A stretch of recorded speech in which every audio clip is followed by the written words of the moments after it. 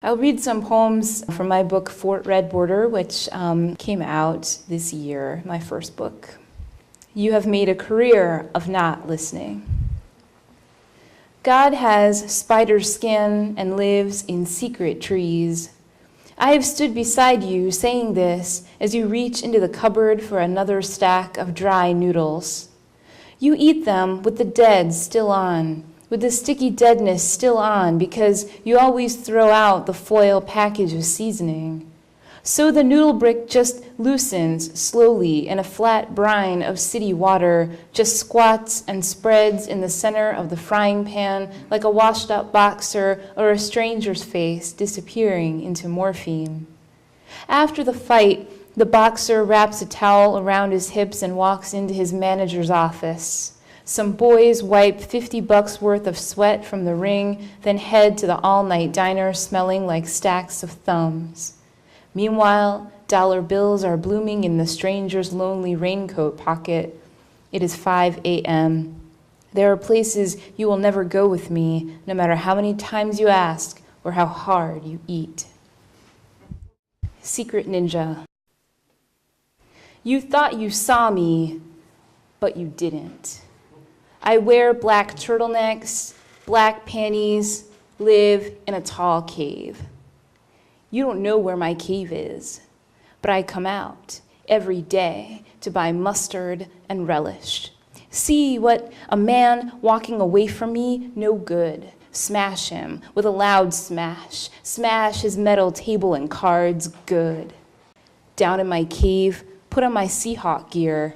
Watch Parade of Homes. Watch Ron Popeil put chicken and fishes and burgers and pork and macaroni in the same box. Hey, I can sell that box. At school, where I smashed the gym teacher in his head. I don't wear my uniform. I don't clean my locker. I don't share my lunch with the athletes. My lunch, mustard, straight from the packet. No one sits next to me. Keep working my skills. Keep circling the word blood in Macbeth.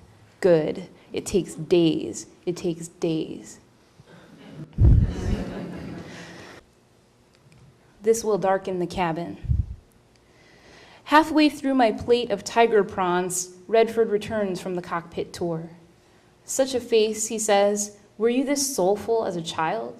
He tips my chin and slides my headset back. I've been listening to the pilots marking weather in their code talk. Right now, we're at 255 knots, heading straight into the soup above Las Vegas. Our pilot has a clean gray voice, like creosote or silverware. He's just said, advise. He's just said, preparing. Redford eases into his seat, folding one knee over the other. He rolls his double brandy in a plastic snifter. The cuffs of his soft green shirt are pushed into his elbows. I had some soulful ways, I guess. I tuck into a small ramekin of green gauge plums soaked in cream and rice vinegar.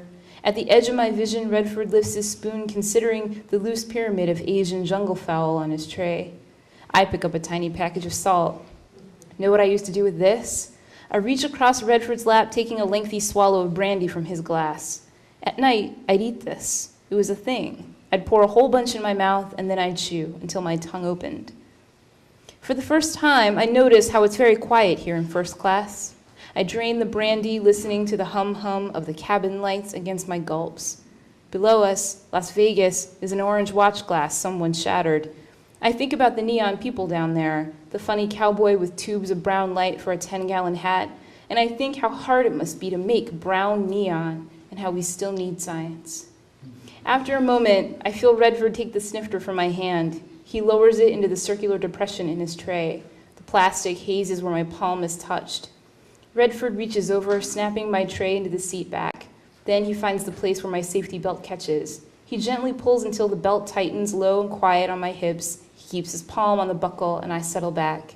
What made me, made me. Above our heads, the reading lights go out. Valentine.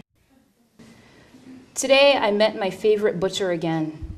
He walked right up to me and asked, "What can I get for you today?" "Well," I said, "I wanted the 85% lean beef." "How about the 85 beef?" I said. "I mean lean," I said. My butcher wrapped the beef in white paper. "Touch under a pound," he smiled. I made tacos. It was the perfect amount of 85% lean beef. I thought, Food is ingenious, way ingenious, because ordering food is really ordering some of the food, not any food, just this one food, thanks. But you can't order some of the love. It's not scientific. So you get the wrong love, or you get the wrong amount. Chrysler Building love when you want a dinner roll love. Switchgrass love instead of foghorn love. Like I've had canyoneering love, espresso love, removable T-top love, none of which I ordered. But, okay. Once, I took the ferry to Capri where I ordered a plate of rigatoni all'arrabbiata. I was alone. I was wearing a black leather jacket. I'll have some of the rigatoni all'arrabbiata, I said. I gave a mystical half smile. There were sailboats in the ocean that day. There was a Circle Island tour. What'll it be like buying a ticket, I thought. I liked the word ticket very much. I liked how my chair slanted. No one sat with me except a glass carafe. I felt fine, actually. Then my rigatoni came. There were these big onions in it and ham cubes. The island hates me, I thought. It wants me to eat these ugly onions and ham. I endured a bite, then another. Then I said, I didn't order some of the foods which are in some of my rigatoni. The waiter said, which foods? I said, some of the onions and ham, please. He said, but you are American, yes? Americans eat surely of the ham and onion. I said, yes, but this is not what I ordered. He said, we gave of your order. Then also, we gave of your wish. I pointed to the carafe. Does it also wish of onions? I said, this onion, what does it wish? To meet Americans, I said. I quickly pointed to my heart. To meet me, an American? The waiter's eyes swept down. I believe this onion is American, he said. I kept pointing. All right. This is the last poem I'll read tonight. It's also the last poem in the collection. Valentine. Once, I wrote a poem in the manner of Donald Justice's 20 Questions, except mine was called 20 Mobster Questions. My poem went like this. So you're a wise guy now? I said, you think you're a wise guy? It took hours. Afterward, I said, smooth work, Vitamin K, you've done it again. But then I realized I said, you think you're a wise guy is not a question, it's a declarative sentence. So I'd already messed up the piece. Donald Justice.